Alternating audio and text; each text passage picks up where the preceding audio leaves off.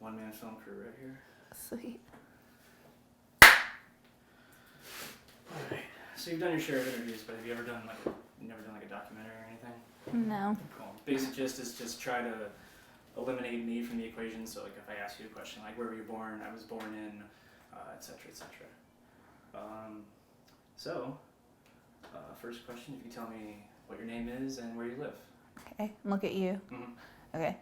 My name's Cassandra. I live in Redlands, California, and from Boston originally. How long have you been living here? I've been living here in California since 2006, but I briefly moved away for about a year and came back recently, about a year ago. And where did you grow up? Boston. I grew up in Boston. Yeah. Yeah, no, that's all right. What are the cops like in Boston, or what kind of experiences did you have with the police growing up in Boston? Growing up in Boston, I didn't have as many encounters with the police because I wasn't at quite as active as I am now. I've definitely have had more experience with police out here than in Boston. I left there when I was, I think maybe 19 or 20, so more of my experiences have been out here. I've been here for almost a decade. Right on. So you didn't really have a lot of like run-ins or even like encounters with them? No. Even like idly? I mean, at protests, I had encountered the Boston police, but not as much as out here. So I guess it was relatively like low-key compared to your times out here? Yeah. Yeah. Cool. I'm just curious, some people, they come from like a small town in upstate New York, like me, and then they come to LA where things are entirely different when it comes to the police. I mean, Boston police are terrible too, but I wasn't as into police brutality as I am now. I was more into like animal rights and stuff, so less human rights. There was less police. Cool. Let's see. Cool.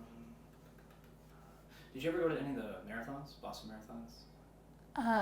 Not really. I watched a few of them from my friends' roofs while getting drunk. Wasn't really my thing. Right on. I asked because I was there this year, and like we went there and like talked to like a bunch of runners about like the police there and like what the presence was like compared to last year. Yeah, I haven't even been in Boston since all that. So. Right on. Let's see here. So I guess if you want to just take me into what got you started on this current police, not obsession, but I mean, like I said, you used to, care for animal rights, and even I wanted to ask you about growing up and your early times protesting. Yeah. But if you can, just in terms of present day, just tell me what it is that got you into this. I got really into focusing on police brutality. I was going to a lot of protests, and there was always a heavy police presence, and that bothered me. And then there was the Dorner situation which happened, and I live in San Bernardino County, where they're the ones who killed Dorner, and I watched Sorry, 1 second. Shut the fuck up. That's not even my dogs. That's my neighbor's. It's always something. There's like a bunch of dogs that just run around. Oh yeah. And they go up and bark at my fence. Oh, that's nice. If you guys could pick any time except for right now, that would be great. Fuck, I'm gonna have to just roll through it. I can go yell at them, but they're not inside my yard. That's alright. Let me see if I can bang on the window or something, because they're like right there. Yeah, they are. But that might make it worse. Take 2.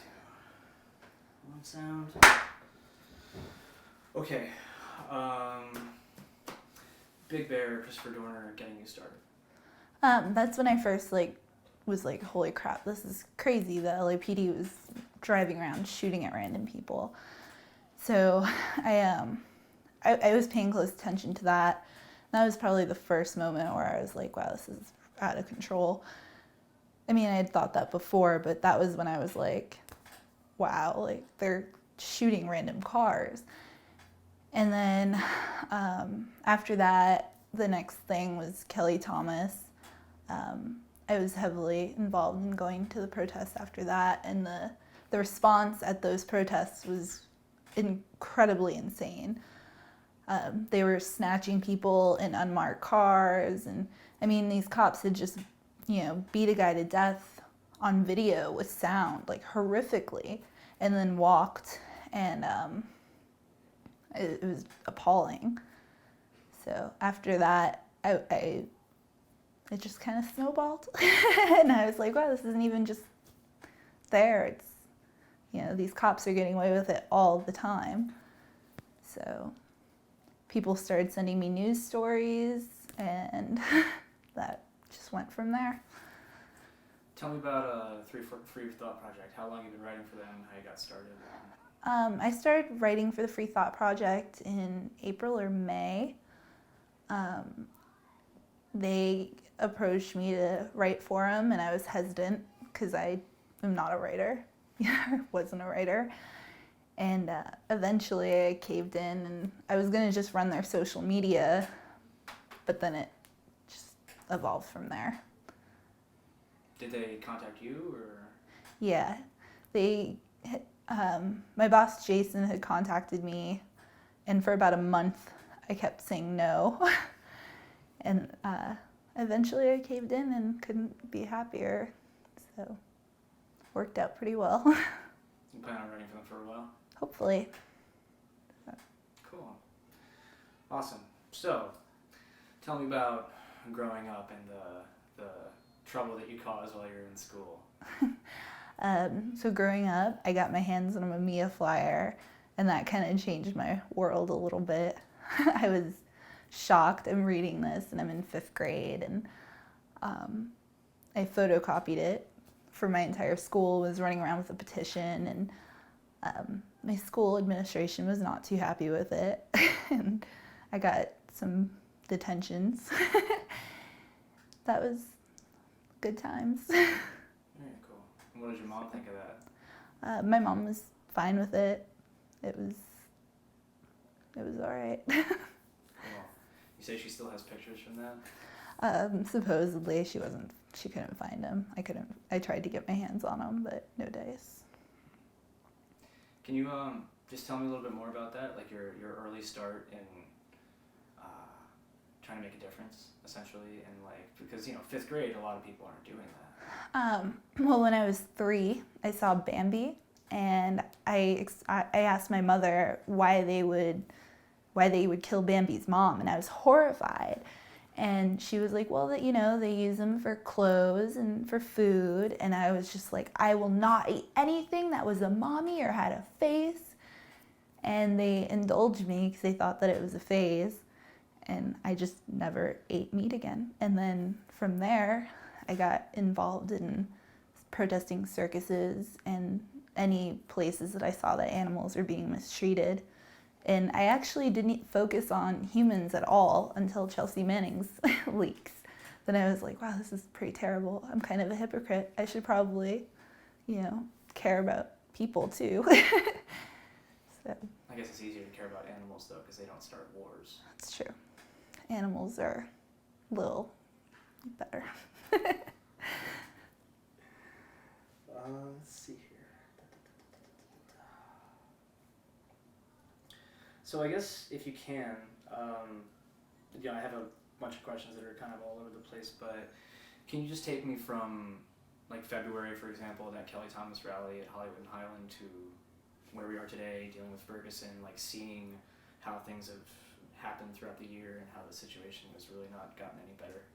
Okay, well, actually in January, there was a protest outside the Fullerton Police Department, and that was a big one. There was at least 1,000 people there, and it was peaceful.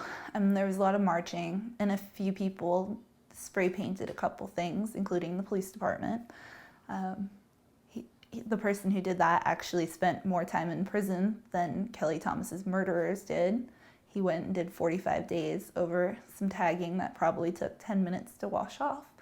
And Kelly Thomas's murderers didn't see a day, and I thought that was pretty terrible. And the way that the police came out and reacted to that was such militarization, and bringing out all these people, or these thugs in riot gear, over people who are just protesting. It was pretty insane. And then, You know, throughout the year, I've been to a lot of police brutality protests. You know, we have them in Anaheim and all over Los Angeles.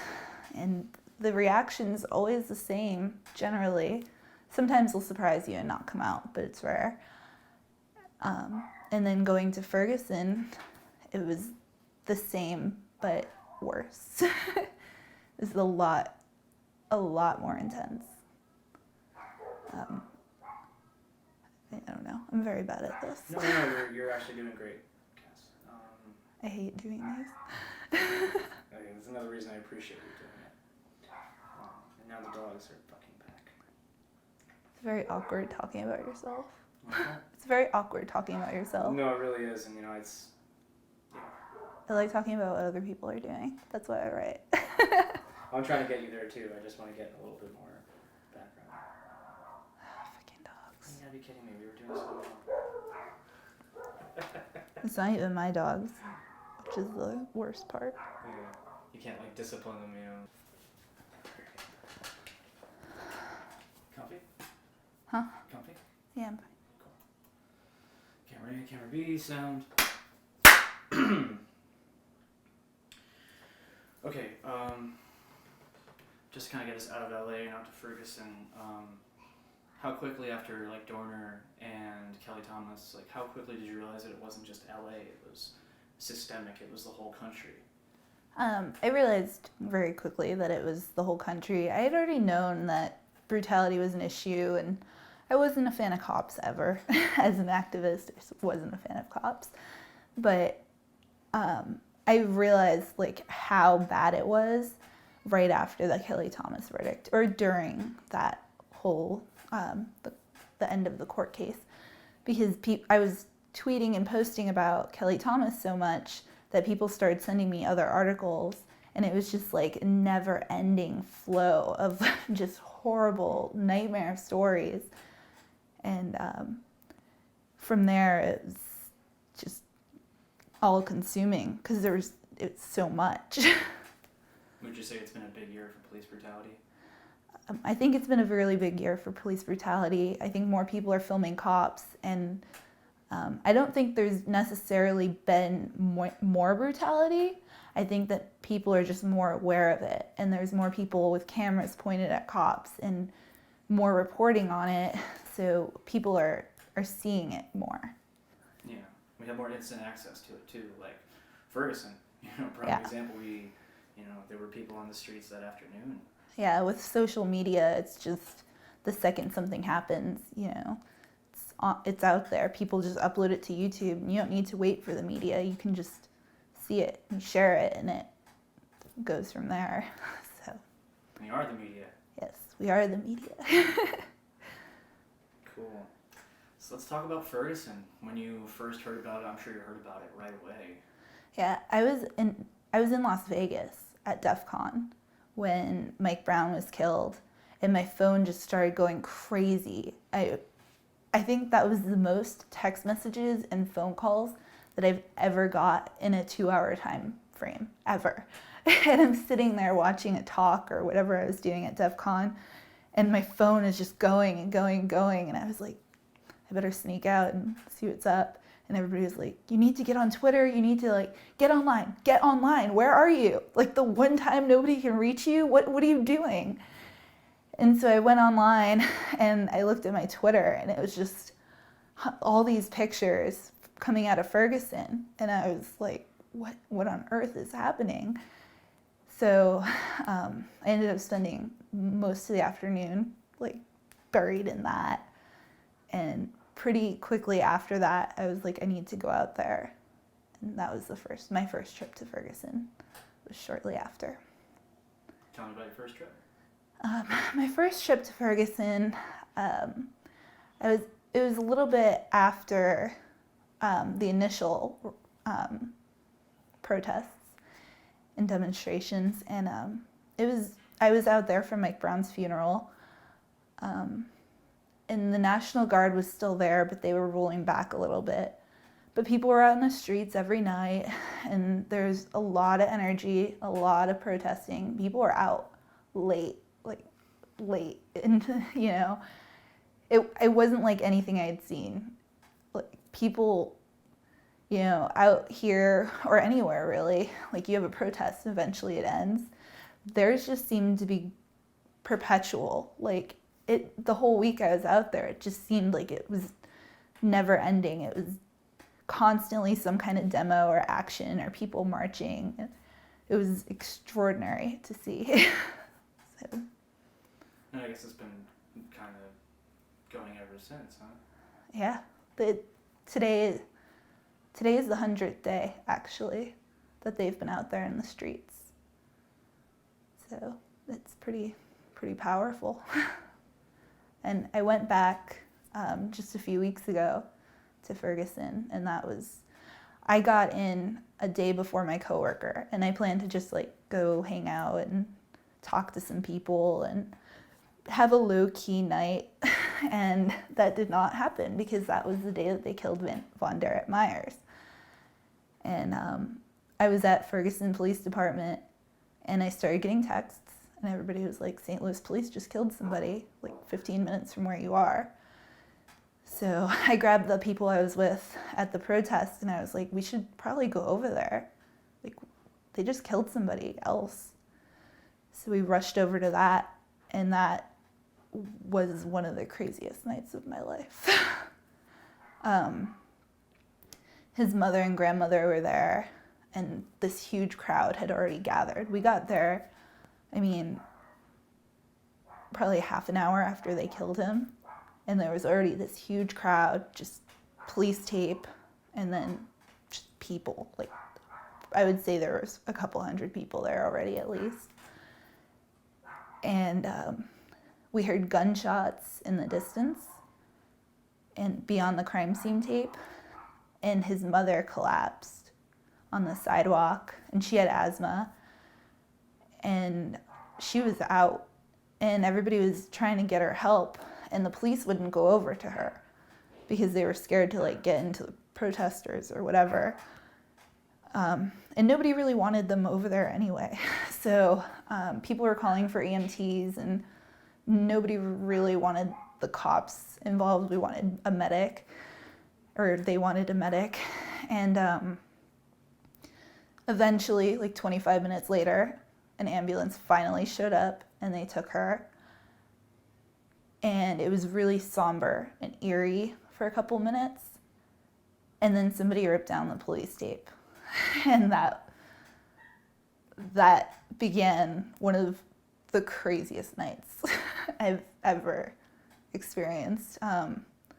People just charged through, and they were surrounding the cops, and it was really powerful. People were really empowered and mad, and they were chasing. I was watching cops running from protesters, like being chased down the street, and people are smashing cop cars. And the cops are trying to flee, and cop cars are coming in to grab the cops. And people are sitting down in front of the cop cars and not letting them out. And it was really, really, really intense and powerful. They were just like, we're not taking this anymore. Like, get away from, like, you guys are killers. And I think that people were just beyond empowered, and the cops had to retreat, which I don't see very often. So it was it was a pretty amazing sight. A little bit scary because I was not sure what the cops were going to do. I never feared, what the protesters were going to do at any point, but cops are notoriously a little unhinged. So I was a little worried about what they were going to do to us. And the next night, they definitely made up for their having to retreat the first night. The next night, we all went out, same area, and there was a vigil at the memorial site, and then everybody started marching, and SWAT was like immediately there, and they followed us, and we marched down the main road there for a while. I think it's Grand Ave, and people were doing sit-ins on the intersection, and it was just crazy. But we marched all the way down, and then the cops were like gone. Just gone. And it was kind of spooky, and rightfully, because they came back out and they just started charging at everybody. And I ran over. I was getting a glass of water because a cafe had put out a big jug of water for everybody. And I had stopped, and I was having just water, and everything was fine. But I see all these cops going up to one of the streets. So I went over there, and they formed a line, and people were yelling at them, and it was a little chaotic, but not too bad. But then I turned around and I started to walk back to where the water was to go and find my coworker. And he luckily was right by me, but I didn't see, it was a little bit chaotic. And I see a cop with a giant can of pepper spray. So I pull out my phone and I go to take a vine. And as soon as I started to take the vine at him, he stepped over, walked in front of me, and then pepper sprayed me in the face. And then he pepper sprayed my coworker for trying to film me getting pepper sprayed. And I think they got all the live streamers that night as well. So they were definitely targeting media. I think that they had some plans for the night that they didn't want on camera. So it was an interesting evening. And then the next 5 nights were just 5 nights of face-offs with SWAT. So. Were you around when Officer Go Fuck Yourself happened? No, I got there right after. That was our live streamer. We took him on to the Free Thought Project team, actually. Was the one who caught that Revolutionary Z. He's been pepper sprayed more than anybody. Poor guy.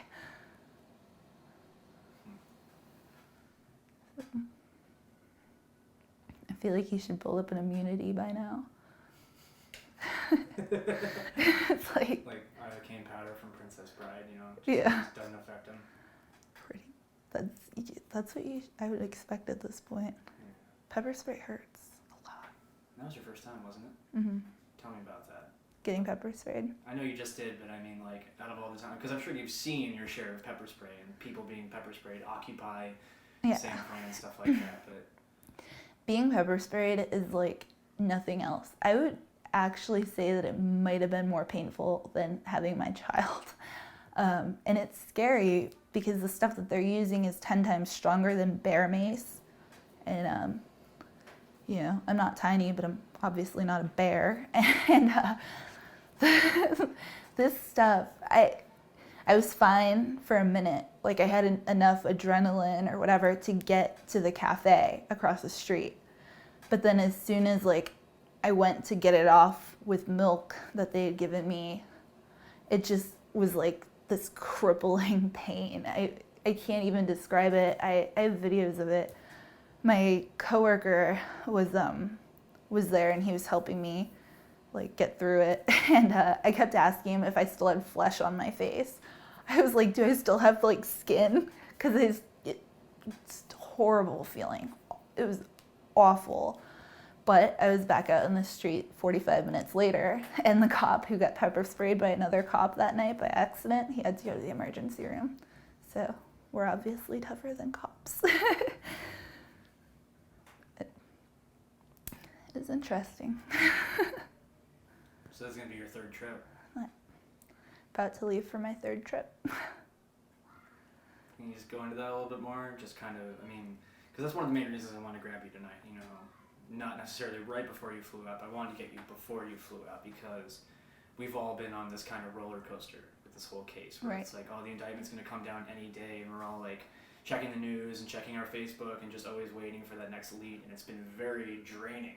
Yeah.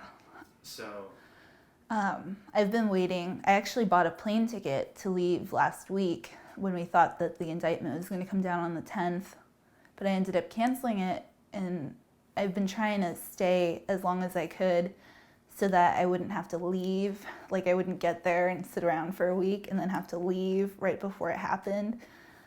So I've been trying to put it off, but today I got some messages from people who have been pretty reliable, and the person who actually leaked me the video of Darren Wilson arresting somebody for filming him, he was like, you need to get out here. And he showed me a few things, and I was just like, all right, it's time to go.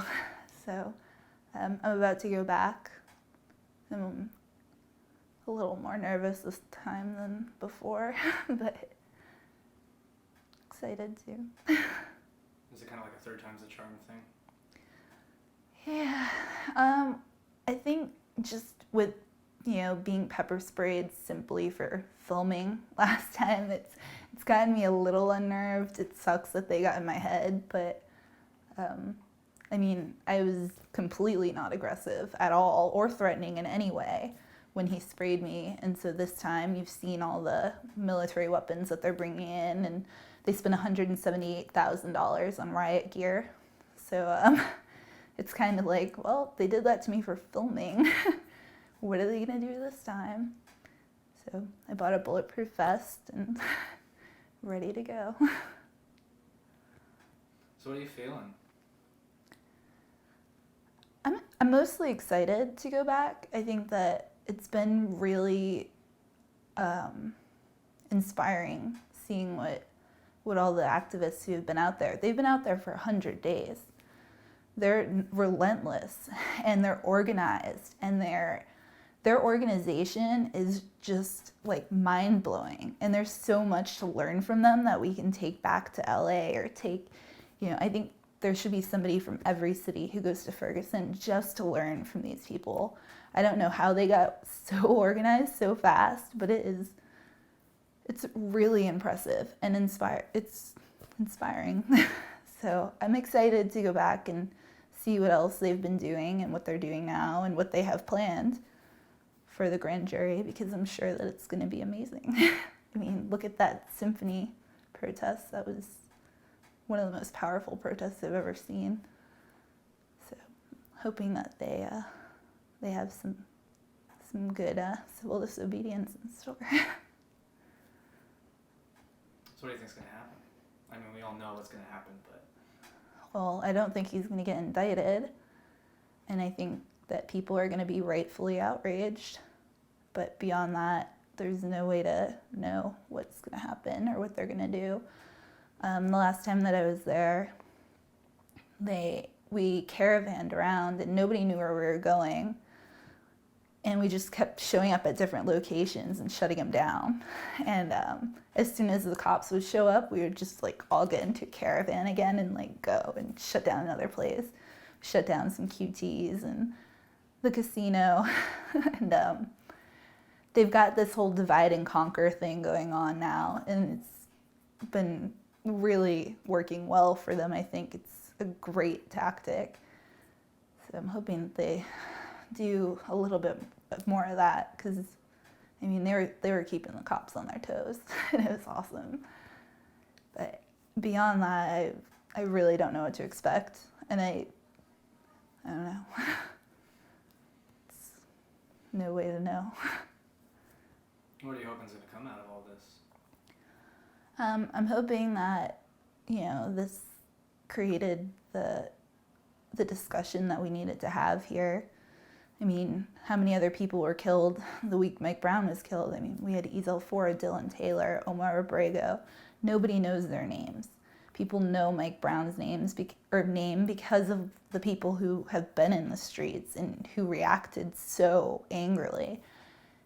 And I think that they opened up a really big discussion, and I think more people are realizing that this needs to change. And I'm hoping that some meaningful change comes from it. I think there will be. I don't think they're backing down anytime soon. The protesters, you mean? Yeah.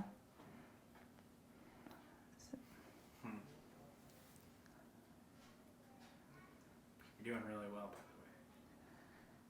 the way. Thanks. I'm having a minor heart attack.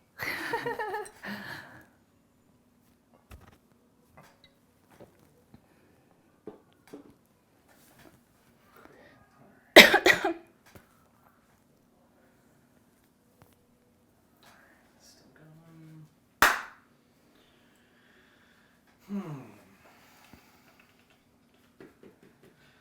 So real quick, because this is like fresh off the press and the timing is really interesting. You just talked about it a little bit, but this breaking story that you got before the mainstream media about Darren Wilson. Yeah, the Free Thought Project, we got leaked a video of Darren Wilson. It's the first video of him speaking, and ironically, he's violating somebody else's rights. So the first video that we've seen with sound of him was this video that we just released of him arresting a man for filming. And actually, the police report is just as interesting because he actually writes about it. He's like, I gave him permission to audio record. I didn't give him permission to video record. And he arrested him because he said that he prevented him from writing him a summons because he was filming or something. It was insane. It's like the worst cop logic I've ever seen. So it's really interesting that the first video to come out of him is him violating somebody's rights. And we broke the story and got the police report. I spoke to the man who took the video for a couple hours, and it was interesting story. What does he have to say about Officer Wilson and just the vibe he got from him? Oh, well, the guy. Because the video is 15 seconds, so I'm just curious, like, what happened before and after that? The man who took the video was actually a victim of police brutality prior to this, and interestingly, the officer who was second on the scene at Mike Brown's murder was also second on the scene when he was brutalized. It's very weird. It was all really interesting, like, coincidences.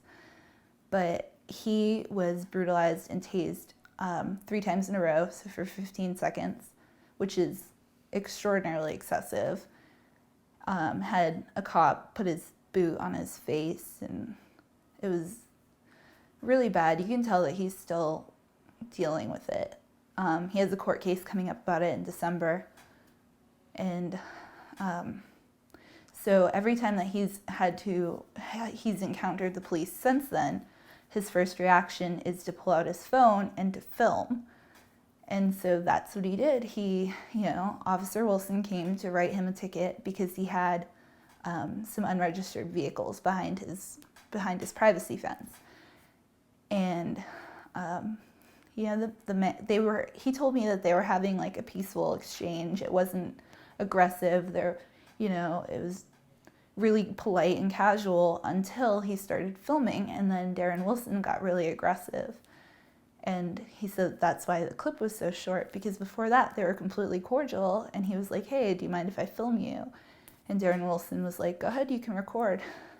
But then we see what happens in that 15-second clip. He ended up being arrested and all charges were dropped. But he's obviously no fan of Darren Wilson after having his rights violated. What do you think is going through Darren Wilson's mind right now? I think Darren Wilson's probably a little scared, and I think he should be. I mean, he's one of the most hated men in this country, I think. It'll be interesting to see if he's not indicted, if he tries to, sue the city for wrongful termination, or if they give him his job back. I think that'll be a really interesting aspect to this. What happens to him after the fact? Yeah. Because, with Kelly Thomas, there was talk about how they could sue the city for wrongful termination because they were acquitted. They had every right to return to their job. And luckily, the city of Fullerton did not allow that. But they can still technically sue the city for wrongful termination and get a whole bunch of taxpayer money for killing somebody. So yeah, I think that St. Louis is gonna have the same dilemma. Sorry. No, that was great. Can you just say that last part? I think St. Louis is gonna have a dilemma. I think that St. Louis is gonna have the same dilemma that Fullerton did.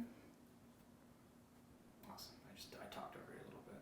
Yeah, because Ramos and Cincinnati, you know, one of them went off to teach Little League, and then the other one went off to do like a postal route. And it's funny, like people were like following them around nonstop, and then I think Ramos got chased out of a Denny's.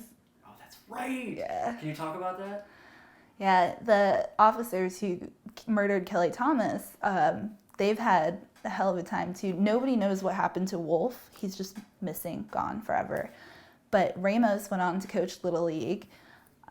Cincinnati is now a postman, but Ramos doesn't get seen in public very often because even trying to go to Denny's, he got chased out of the restaurant. And they weren't even as public as Darren Wilson. So I think he's going to have some problems.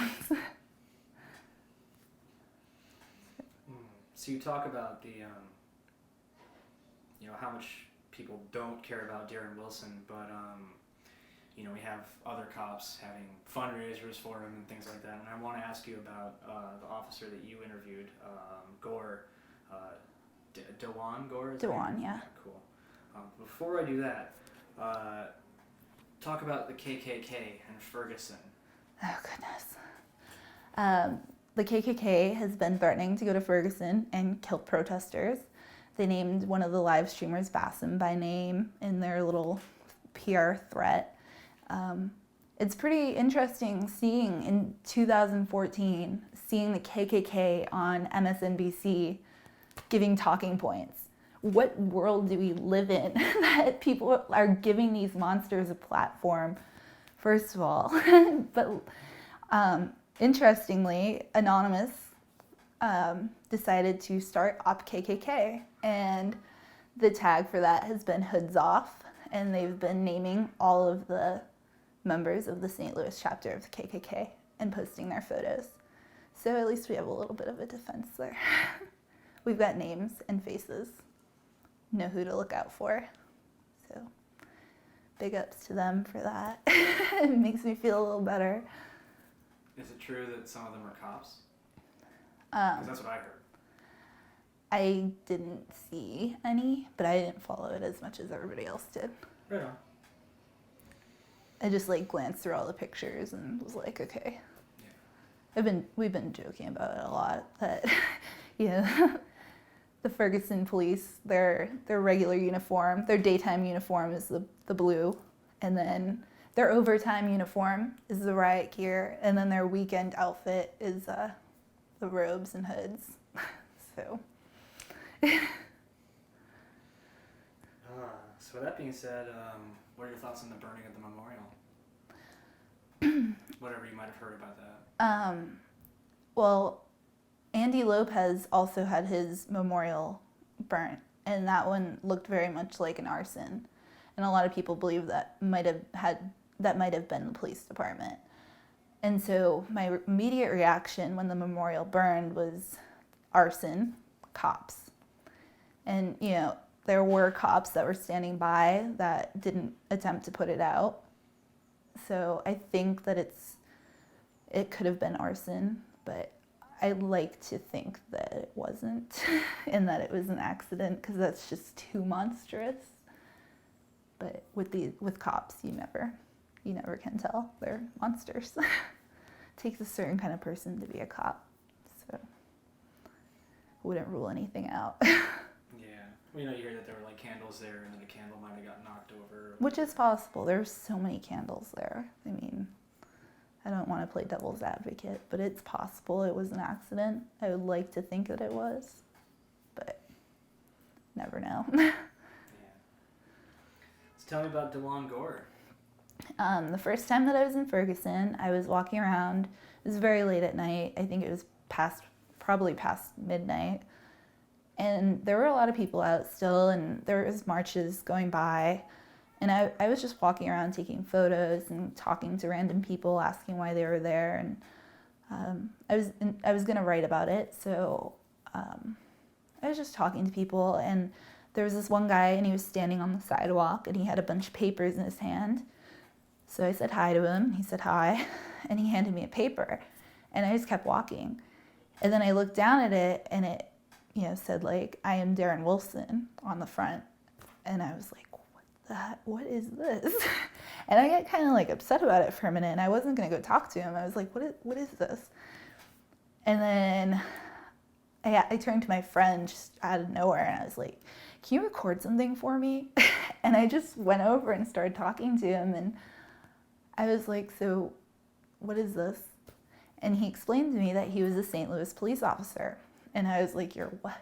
You know, I was because this was just a totally random encounter. And he was like, yeah, I'm out here to explain that I am Darren Wilson, but I am also Mike Brown. And I was like, what is this guy on? Like, and I'm just sitting there like dumbfounded by what he's saying to me.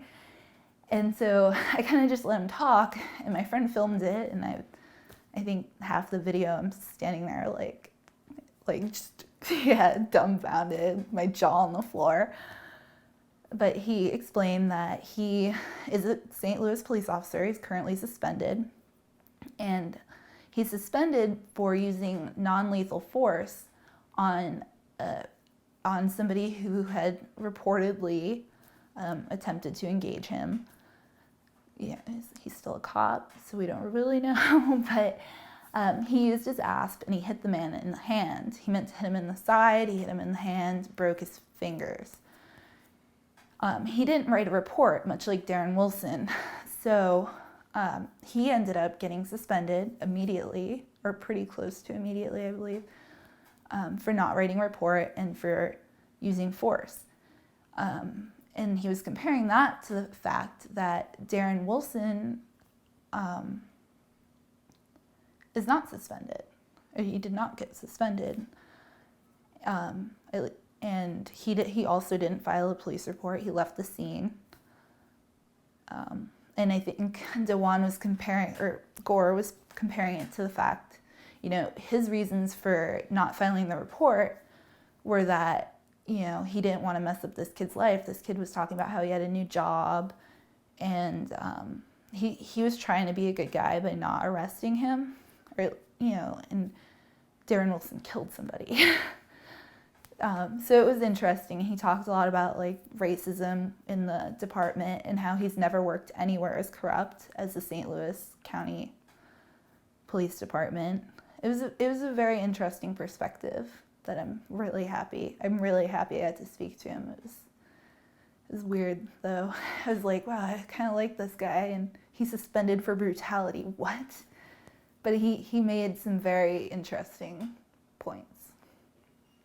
So really one of those moments where you just kind of wonder what you were doing there at that moment, or why, you know. Yeah, I was like, just, this is crazy. And he's actually a minister now, and he said he's never putting a uniform on again. He was like, I would not have came out here and violated these people's rights, and I'm never doing it again. So he has no intentions of returning to the force. And me and him were both like, wow, we just really caught each other at the right time. It's really bizarre how that worked out. Yeah, so I guess that makes it even more interesting that, you know, Darren Wilson raised over $400,000 and, you know, he got $25. Yeah. Darren Wilson I think he ended up raising over $500,000 in basically reward money for killing an unarmed teenager. And DeJuan got $400 help. And he was reaching out to the same organizations that were raising money for Darren Wilson, and they wouldn't help him. So these people who are claiming that they support all cops and, you know, that we need to hear cops' side of the stories, they totally turned their back on this guy. But Darren Wilson, he was a hero. It's pretty weird. Kind of shows their character, if you ask me.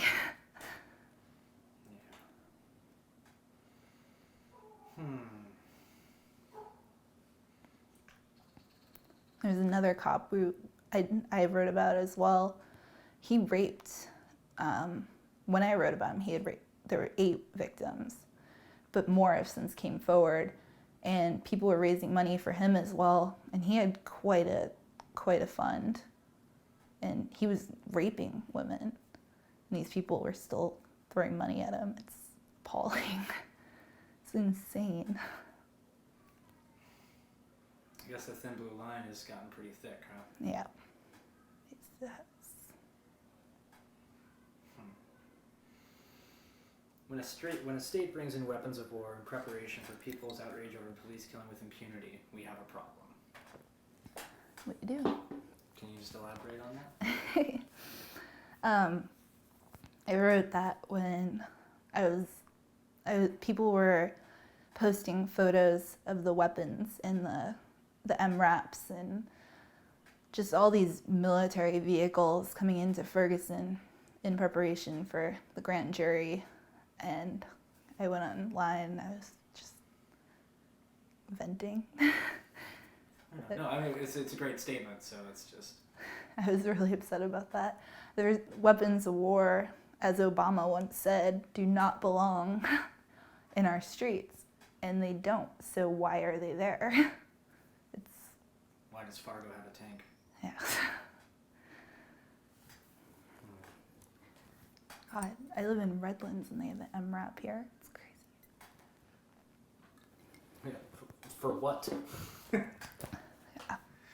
The roving gangs of Redlands that are... It's all for these dogs, maybe. We have like bands of dogs. They're kind of terrorists. Not really. So, are they really planning on hacking and blocking people's cell phones? I've been hearing a lot of talk about cell phones being shut down, but I think that most of that is speculation.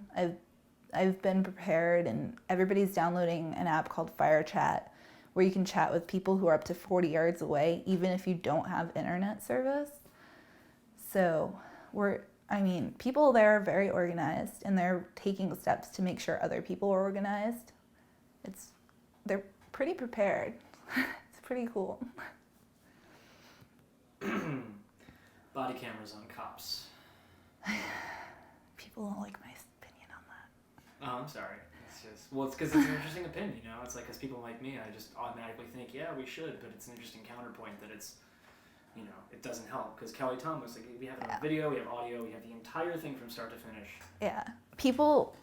A big, huge issue has been the body camera thing. Everybody thinks that body cameras are just going to magically save the day. The thing is, Kelly Thomas, that whole thing, it's on video, audio, no indictment. Ezel Ford, the body camera's missing. The body cameras are always missing. It's easy to block a body camera, to turn off a body camera. We need less cameras pointed at us and more people pointing cameras at cops, if anything, because then we control the footage. When the police department controls the footage, they control when we get it, they control if we get it, and I don't think that it might help, but it's doubtful. APD, they killed James Boyd on body camera. That cop was on dash cam footage saying that he's going to shoot him in the penis 2 hours before he did it. He shot him in the lower back, but if he hadn't turned, probably would have hit him in the penis. We have him on camera. He's on camera saying that. What's happening with that? Nothing really.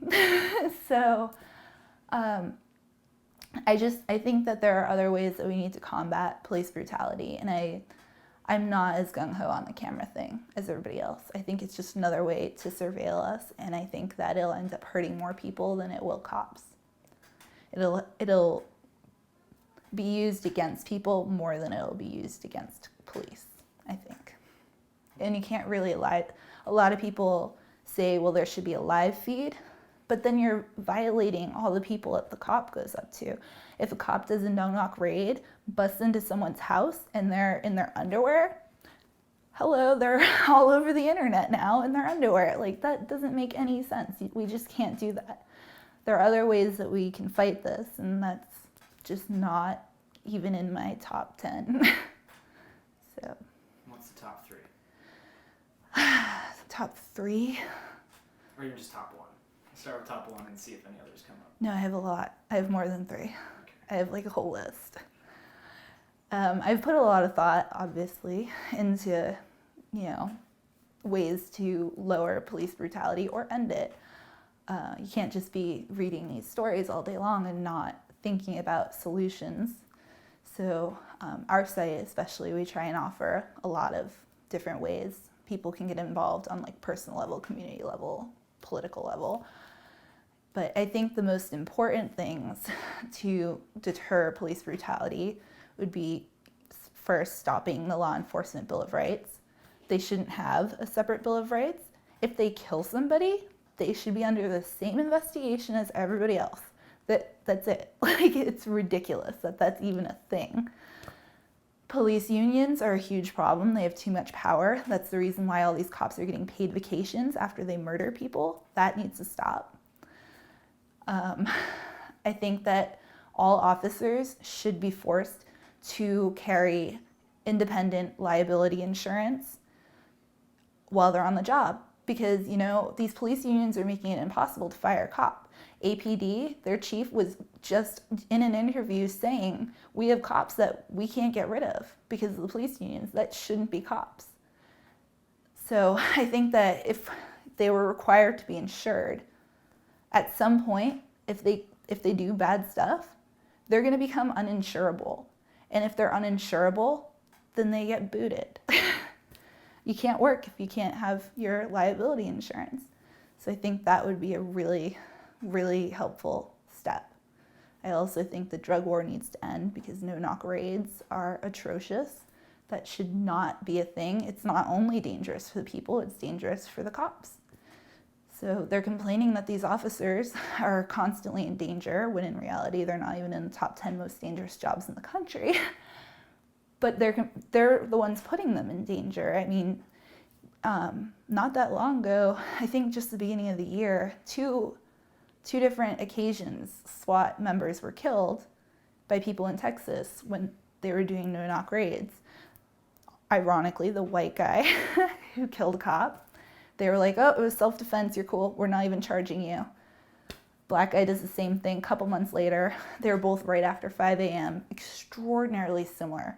Like, I mean, you could interchange the stories and you wouldn't even be able to tell the difference. The guy shot these people who were climbing through his window. He's now facing the death penalty. Black guy. So it's pretty interesting that whole thing's really interesting on many levels, but, you know, we have toddlers being hit in the faces with grenades, and drug war needs to end. Sorry, that was way too many. No, that was great, because, I mean, all that stuff ties in. I'm still figuring out my drug war context, and like, well, did you ever see the Utah rave raid, 2008 or 2006? It was a big hit on the internet when it first happened, but I've got to interview those people. I mean, they were having just like a yearly rave on their property. They had all their permits, everything was in order, and SWAT just shows up. And it goes from fun time to fucking dogs and pepper spray and shouting and lights. Yeah. Not the fun lights. Yeah. The not fun lights. That sucks. So that, again, Kat, you have like realistic solutions to this. But with that being said, one of your slogans is "No justice, fuck peace." Yes. So let's hear about that. No justice, fuck peace. I mean, you cannot have peace while people are still oppressed and while there's no justice. It's stupid to go out and throw up your peace signs and be like, hey, we're peacefully protesting here on the sidewalk. Like, who cares? You're submissively asking for permission to protest. You're going getting permits. It's the whole like idea of this is crazy to me because it's already not peaceful. Like, there's people's blood flowing into gutters every 28 hours from police brutality. This is already not peaceful. For us to sit here and pretend like it is it's stupid. It just doesn't make sense to me. If there's no justice, there cannot be peace. So, no justice, fuck peace. I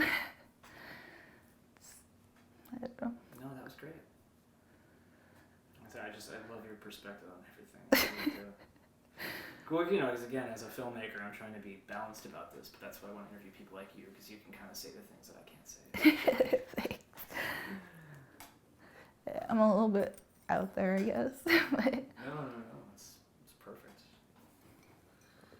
Yeah, so that's pretty much most of it. Do you want to comment on the flag burning thing? Because I know you posted about it, but it may not even... Sure. A lot of people were giving me crap about the flag burning incident in Ferguson. Well, actually, that was St. Louis in Shaw, by where Von Derek Myers was killed. But it was during Ferguson weekend of resistance, and people online went crazy. I posted this Vine of the flag burning, and I didn't burn the flag. I was just enjoying the glow and taking a Vine. And people went crazy, and they were just like, you're gonna lose the support of all these people who would have otherwise supported the movement. And I was just dumbfounded that people would even say that, because if people care more about a piece of cloth than a life, they were never gonna care in the first place. Like, if they could stop supporting cops killing people, or stopping cops from killing people, over a flag, over a piece of cloth that was probably made in China, then they didn't care to begin with. We didn't lose anybody. We're not losing anyone. Anyone who cares about these issues and who cares about human life is not going to stop over something so trivial. It's just not. We did not lose nobody lost any support that day. Nobody. They just look for excuses. It's the same with the looting. They keep bringing up those 2 nights. Hasn't happened again since. But they can revert to that and be like, this is why I don't support it. It's like, you don't support stopping cops from killing people because a couple people behaved in a way you don't like? Really? That's why? They never cared. They never will. And they're not the people we need anyway. Who needs them? Who cares? Sorry, that was ranty. No, that was good. The flag thing made me mad. Well, no, it's funny you said the made in China thing, because it's so fucking true.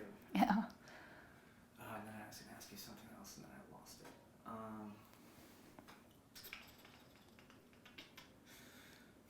Crap. Yeah, we're pretty close to done.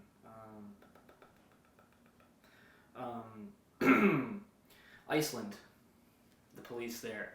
Oh, yeah. And in fact, I don't know if it might have been this year that they had their first officer-involved shooting, and they had a national I think day. it was in December. And they had a national day of mourning for it. Yeah. And, their Instagram. And that was a totally justified, like, I never say anything is justified. That was pretty justified. Dude was, like, hanging out a window shooting random people. Like, and that's the one person they took out. Like, I will never say a police shooting was justified, but you can't be that mad when a guy is literally shooting a neighborhood up. I mean, it's kind of like, okay, Iceland, you're all right.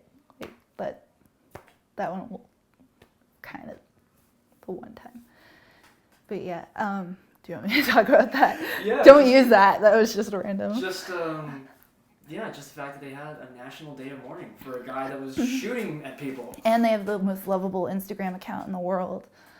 In Iceland, almost every, well, not, hold on. Take your time. In Iceland, the police there are unarmed, but the population is heavily armed. And they just had their first ever police shooting. They had a national day of mourning. They have the cutest Instagram account in the world. It's all them hanging out with kittens and eating cotton candy. Because they have nothing to do. Because it's like peaceful. The cops are unarmed. They don't like killing people. They're not celebrating any cops who killed people. They were horribly upset. The department issued an apology and remorse, and that was the first time they ever had an officer-involved shooting. And they're an unarmed department, and the population is heavily armed. It's pretty interesting.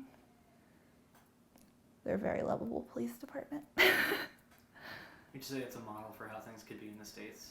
I think that instead of sending our officers to Israel to learn how to, use drones on American citizens, they should be sending them to Iceland to learn about peace. Then maybe none of us will be saying fuck peace. They should. Iceland is definitely a model for how police should work. If we need police, which I don't think we do. But if we have to have police, they should learn from Iceland. I mean, I don't think they're perfect, but they're certainly leaps ahead of anyone else that I've seen. So. So I guess getting out of, I think it's like pretty much. I think it's the last thing that I have to ask about that. But Looting has always been a form of protest. It's a form of protest, and you know what? While people shouldn't steal from one another, especially from places that were completely uninvolved and that are like independently owned little shops, the fact that they did that is the only reason why we know Mike Brown's name and we don't know Dylan Taylor's name, we don't know Esau Ford's name, Omar Abrego. I mean, we do, but the general population doesn't, because nobody did anything crazy. The only reason that this has become such a national, like international discussion is because people did something stupid. I mean, and the funny thing about it is the police did not stop the looters. They retreated, and the protesters are the ones who stopped the looters. They stood in front of those doors and they stopped it, not the police. And so people are demonizing this whole group of demonstrators without taking into consideration the fact that the majority of them are the ones who stopped the few who were doing that. It's ridiculous. They're just looking for excuses to not be on board and not feel bad about it, because people should feel bad if they're not on board. But there is a fine line between, a peaceful resistance and being completely out of control. But I don't necessarily think that there's not a time and place for being out of control. I would never call for violence or call for anything like that, but I also don't think property damage is violence. So, yeah. I don't know. Yeah, well, I mean, you kind of have to make noise to get people's attention at this point. So Right. I guess that's kind of what it is. Yeah, the only reason that people know about this is because people went crazy those first couple nights. I mean, people peacefully protested for Esau Ford. We've been in the streets so many times for Esau Ford, but nobody took it to that next level. So the media coverage was almost nothing, and the reason that Ferguson went to that next level and became such a huge focal point, like some might even say the heart of the new civil rights movement, is because a few people took it a little too far. And nobody got hurt really. It was, there's broken windows, a few things stolen, but things can be replaced and human lives can't. And so if this is going to start a discussion that could lead to change, that's going to save lives, then really how bad is it what they did? And they're not doing it anymore anyway. So the only thing I've seen get smashed are cop cars. Who cares about a cop car? I don't know if that made any sense. No, that was really good. And, touching back on something you said earlier, how, instead of holding the police officers and therefore the taxpayers liable, we need to hold the police officers individually accountable. Right. Because now they know. They're like, anything I do is going to be reflected on the department, and the department's going to take care of it. Right. And one way or another, I'll be okay. Right. The taxpayers are paying out millions of dollars in settlements every year. I mean, if people don't care about human lives, they should care about their money. Like, it's our taxes that are paying for this brutality. The officers aren't paying for it. If they had individual liability insurance, it could come out of their pockets instead of ours. And people protect their money. So if they have to think like, this is going to come out of my wallet, maybe they won't, punch that guy in the face or rape the woman in the back of a building. So, yeah. Yeah, you've seen and read some pretty horrible shit, huh? Oh, yeah. Yes. Daily. Is it more than you ever could have imagined? It's so much more than I could have imagined. We don't have that many writers at my site, and we have a stories chat, and every day there's just stories and stories and stories of, rape and beatings and murders and I mean, it's insane. Cops beat their wives double the national average. So there's always stories of that.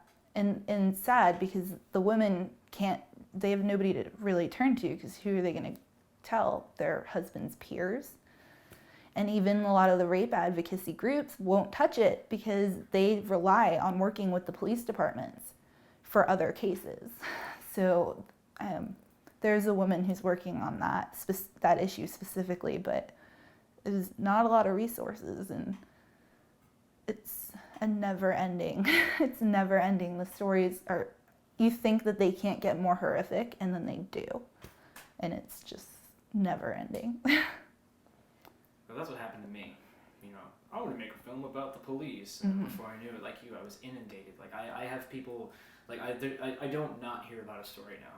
Yeah. Like I'll see it in my feed, and then someone will message me, and it'll pop up in my feed again, and someone else will message me, did you see this yet? You Yep. know? And it's just like, it's overwhelming. Yeah, we try and pick 8 to 10 stories a day, and even that, it's impossible, because how do you even choose? We just don't have the writers, or we don't have enough to cover all these things, because it's just so much, it's so excessive, it's insane. Do you do this for your daughter at all? Yes. It's funny. I actually kind of stepped back on my activism for a while when I was pregnant, and then when I had my daughter. And then all of a sudden I was just like, my daughter is so awesome. And this world is so messed up. And then I just full force back into it. Because I think that I'm actually more active now because I have my daughter than I was before I had her. Because that's who's going to have to deal with all this stuff if we don't fix it now. So, yep. You think she's going to turn out to be just like you? I don't know. Hopefully she doesn't become a cop. That's my only fear.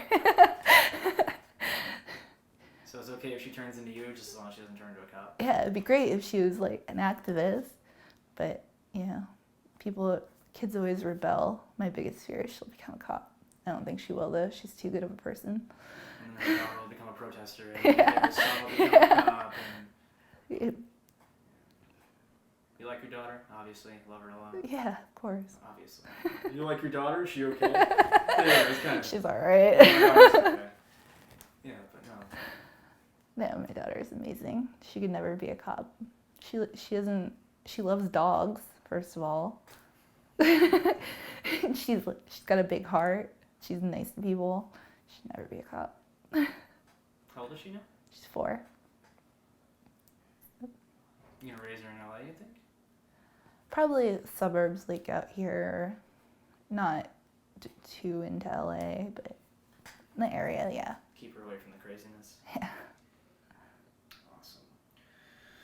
Well, that's pretty much everything I had written down. I'm just trying to rack my brain. I'm probably going to come see you at another point in the future too, especially after all this winds down. But, can you just comment one last time on what's going through your head and what you're feeling? Well, I was in San Diego today. I had a 2-hour ride back. Was planning to not go to Ferguson until later in the week because I've been trying to hold off as long as possible so I don't miss it. But I don't want to miss it by waiting. So I got home, and then about an hour later I was like, crap, I need to buy a ticket. I need to go tomorrow. So it's been an interesting day. I haven't had any time at all. It's freezing there. It's below 30. I'm a little worried about the police and how they're going to react. I think that when your only tool is a hammer, everything looks like a nail, and they just brought in a lot of really big hammers. So I'm a little worried about what they're going to do. But I wouldn't miss it for the world, though. They're making history. That's why I'm here talking to you, because this is history.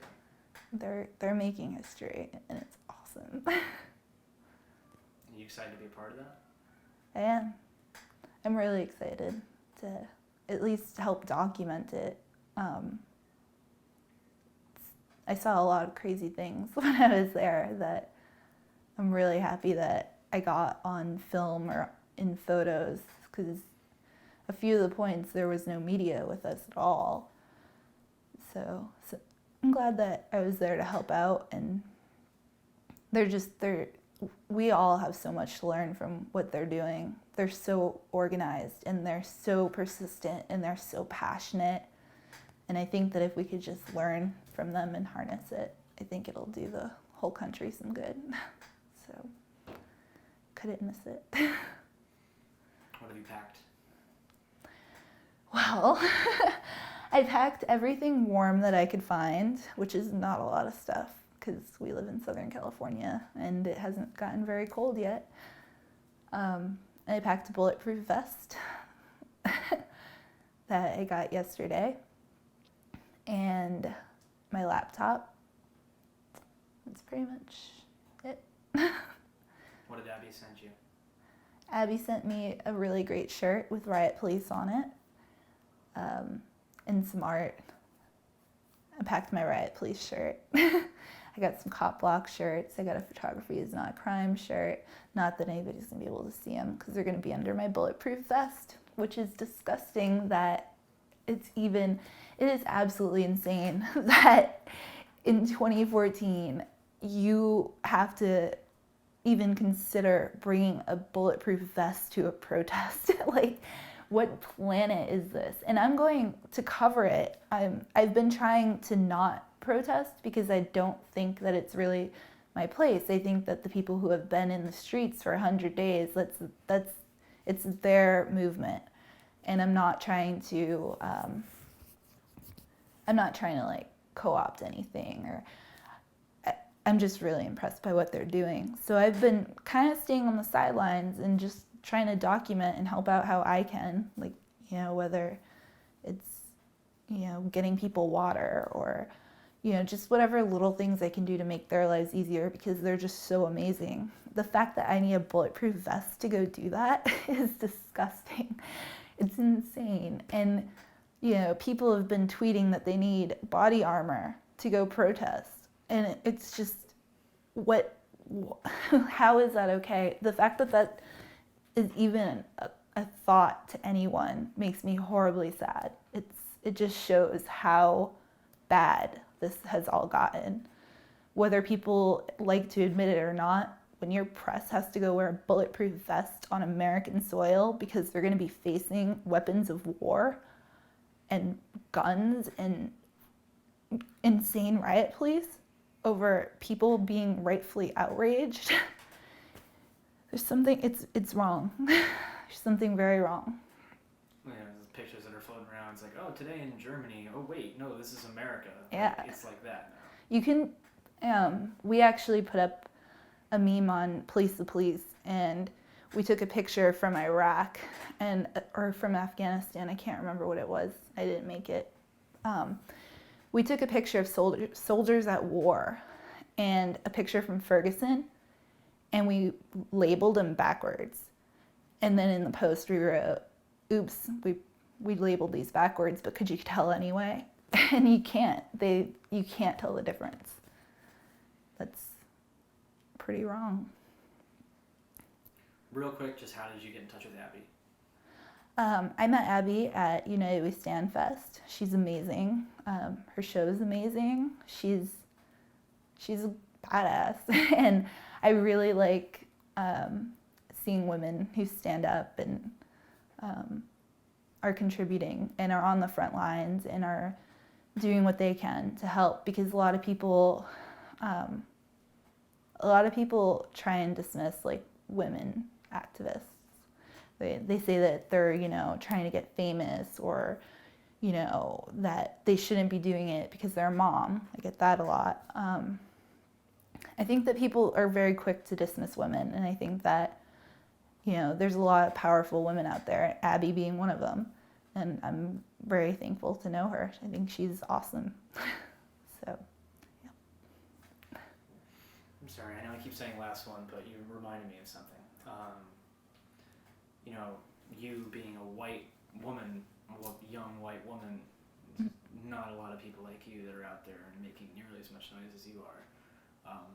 And you, I guess, also being a white woman making such a stir about, you know, a black man being killed. So if you can just comment on, you know, how, if nothing else, this has shown that racism is still very much a problem, and that, you know, it's no longer just a black person's problem. You know, it's a white person's problem now too. It's all our problem. Right. So can you just comment on that? Actually, I often get people calling me a race traitor, or demanding to know why I would go and protest, in Ferguson or whatever. But I think that this is everybody's problem, because,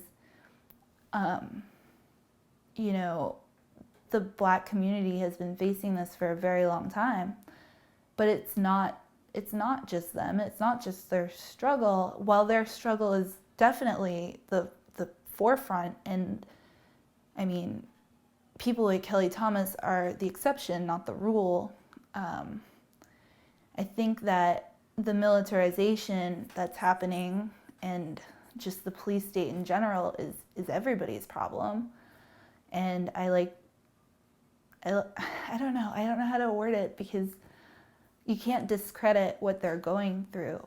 And I think a lot of people are trying to do that, and it really bothers me, and I don't want anything I say to sound like that. I think that the police state is everybody's problem, but we need to stand in solidarity with the people who are dealing with this the most, and that is the black community. And I don't really know how to word it. Well, it seems like Ferguson, like, of all the places for this to happen, it happened in a place in a city that's largely black, but is policed by a largely white police force. Right. So it seems like this was kind of a tinderbox waiting to happen. Yeah. Like, it could have been anybody. Right. Well, in Ferguson, they also have 3 warrants per person. There's more warrants in Ferguson than there are people that live in the community. So I think that, people have had a lot of run-ins with police there, because it's government extortion. They're revenue generators. So there's 3 warrants per person that live there. There are more warrants than people live in this city. So I think they were sick of it, rightfully, and it just was waiting to happen. Yeah. I don't know. That's good. Final thoughts, final say, anything? I know this isn't really your bag, but you actually have done a very good job. Thanks. I'm terrible at these things. Yeah. And police unions and law enforcement bill of rights. It's very much my... I don't know. I got nothing. Okay, sorry. Last one. Okay. Promise, and then you can pack up. Dorner and the response when they, because whenever a civilian goes missing, or whenever there's any issue with a civilian, they don't put out a $1 million bounty. They don't shoot up newspaper delivery drivers at 5 in the morning. So just that, because you lived in this area, so I just wanted to get that from you, because you obviously weren't there for those incidents, but just being in San Bernardino and that overly militarized response, and just kind of how that's a microcosm of everything that we're facing, and that'll be that. Yeah, when the Dorner manhunt happened, we don't see that over, someone who murders their neighbor and goes on the run or anything like that. The response to him was insane. They were shooting up random cars, and guy going surfing who was in a blue truck when Dorner was reportedly driving a black truck, and it was a completely insane and disproportionate response. And then while this was happening, people were scared, and they weren't scared of Dorner, they were scared of the police, because the police were the ones who were shooting people. So I was listening to the police scanner. I think I listened to it for 3 days straight, and we were all kind of live tweeting it, even though they kept saying, Dorner might be on Twitter, don't tweet the scanner. But the things they were saying on it were so horrific. Sorry. At one point on the scanner, they were talking about, right before they torched him, they were talking about how they were going to let him burn, or let's light this place up. Or we're going to burn this motherfucker. Yeah, we're going to burn this motherfucker. And I remember hearing it and just being like, what is this? Why do we have a justice system if the cops are now judge, jury, and executioner?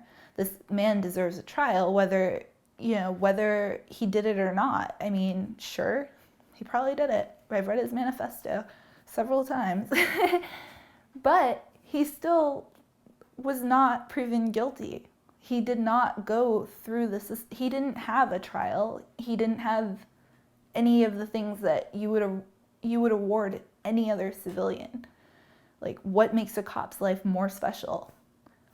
It's, it's insane. They played executioners. And the militarization that we saw with that is what's happening everywhere. And it's just growing more and more. And they're bringing out these huge excessive forces for smaller and smaller issues. I mean, even just a few weeks ago, we were down on 65th Street in LA protesting for Ezel Ford. And there was probably 20 of us left. And we saw there was a cop, and he was at the intersection when we marched back from the Newton Police Department. And when we saw that, a bunch of people ran into the road and put their hands up. And it was peaceful. Yes, we were blocking traffic, but it was also very late at night. It's all blocks. Anybody could see what was happening and turn, and it was really a non-issue as far as traffic goes. But all of a sudden, all these riot police just came running. They had a helicopter over us with a spotlight. There's probably 20 people in the street with their hands up. And they just surrounded us, and they all had rifles. None of them had an ASP. They didn't have just zip ties or any, they were all holding rifles. And then they started charging at us. And it was insane. There were hundreds of officers and probably 20 protesters. Why? It's just so excessive, and everything that they're doing is so excessive, especially with all the fun toys that they're getting from the Department of Justice that they have to use or they have to return them. So they're like, oh, better use all this goods. And they certainly are. So. And then the difference between Frine and Dorner. Frine in Pennsylvania. Eric Frine. Yeah. There's a huge difference with Frine and Dorner. Well, actually, come to think of it, I wrote about, there was a Frine lookalike that had to walk to work every day. And he looked just like him. And he actually started having to wear a reflective vest because the police were stopping him several times each trip. They even did it while a news camera was interviewing him about the fact that he's been harassed by the police every time he's going to work. And one of the times, actually, it was a Friday night, he got off work, I think he said around midnight, and he was walking home, and the cops came and they had their rifles drawn, and he actually ended up in the hospital with a puncture or a bruised rib and all this. They brutalized him for looking like the guy. So actually, they're a little bit similar, but they did take him in alive, whereas Dorner, they did not. And there's a lot of reasons that could have happened. Maybe they didn't want to look like LAPD because LAPD made themselves look horrible. Or it could have been more sinister in the fact that he's white and Dorner was black. Or, there's a lot of different things that it could have been, but there was definitely an obvious difference there. The one thing that did make me upset, though, is the fact that social media seemed almost upset that they didn't kill him. A lot of people were like, well, this guy's white, and they didn't kill him, but they killed Dorner. And the way that people were wording it, a lot of it seemed like they were almost upset that he didn't get killed, and that really bothered me because I was really concerned for him. But it was a very different response. And it could have been that they learned But they were stopping the same guy every single day for 2 months. So did they learn? Like, apparently they can't even communicate enough to say, hey, there's a guy that walks in a vest down the street every night. Stop stopping him and don't kick his ass. But I don't know. Sorry, I started ranting. No, that's good. I think that'll do. Okay, cool.